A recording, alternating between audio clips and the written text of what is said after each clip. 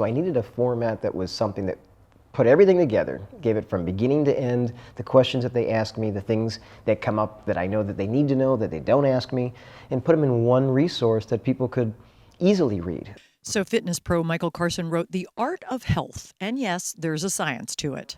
Michael's one of the fittest people I know, and he's done some things that really surprised me. The Raid Goulois, which was a 300-mile team expedition race, it was the first one that any Americans competed in.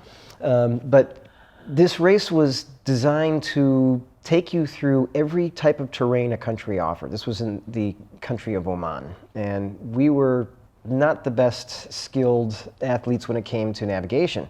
So we got lost. 3 days in, for 24 hours, we didn't have food or water.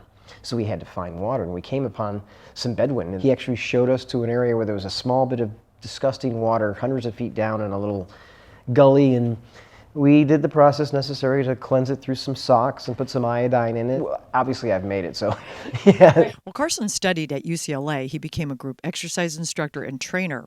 Fitness comes easy to him, but he wanted more. I was always a fit person, but because I didn't use it as just to make myself look good, I wanted to know how to feel healthy. And so I kept just getting deeper and deeper on what will make me stay young as long as possible. Getting better at helping myself through helping others.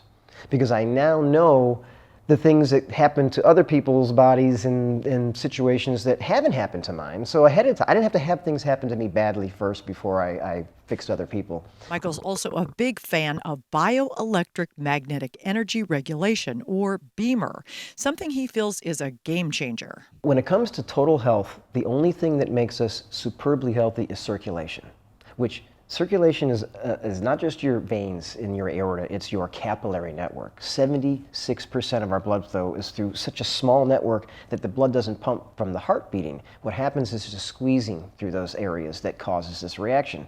As we've aged and as we've evolved, that squeezing doesn't happen as much. BEMER makes it happen. So lying on the BEMER for 8 minutes at a time, there's a signal that goes through your body that creates what's called vasomotion in your capillary network. So your capillaries begin to squeeze. That's where the removal of waste and the introduction of hydration happens, in that area only. So when you can improve that, every aspect of health improves. Anything that might be blocked in your body becomes unblocked. If you have neuropathy in your feet, if you have diabetic issues, all of those areas that were not being perfused with circulation now become perfused with circulation and become healthier. Bioelectromagnetic energy regulation is what BEMER stands for, but what it is the same energy that the earth gives us. So when you're barefoot on the beach, that electromagnetic energy that's coming through the ground that grounds you, that's what this is creating. He's also a big fan of certain basic supplements. The supplements that I take on a daily basis are D3, B complex, I take C, selenium, quercetin, and vitamin C, I said, didn't I? And there's one other I'm missing, glutathione. Whatever reason, the supplements that I take with food, not without food, because your body will pulverize them and not utilize them properly, have kept me healthy in addition to the healthy eating that I do eat. I do follow a pretty healthy diet. I allow myself whatever I do want after I've eaten my balance. So there's no way that you're going to overeat because the balance has already filled you up and satiated you. So I can always have whatever I want because I never overindulge. Here's his 3 pillars of foundational health. The top thing is hydration. People overlook hydration consistently their whole life. I don't want to pee. I don't have time. Forget all that. Your body needs the water. We're 80% water ideally. The earth is 80% water. When that balance is out of balance, everything is out of balance. Everything slows down. So water is the most essential thing.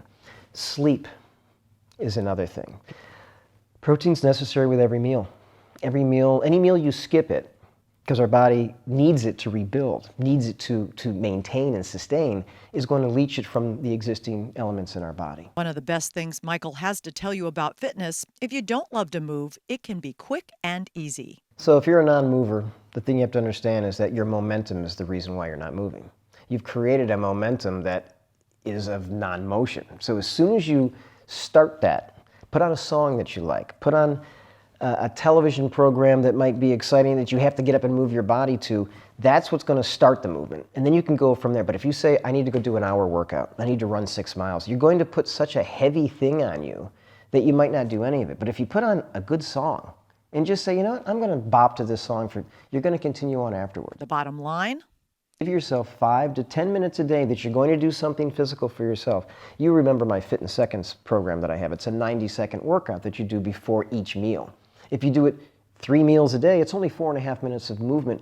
So if you give someone the idea that they can, and the actual positive reinforcement that 4.5 minutes or moments of time can make a big difference, then they'll start to move.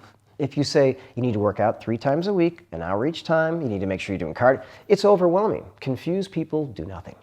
This is Lori Corbin reporting.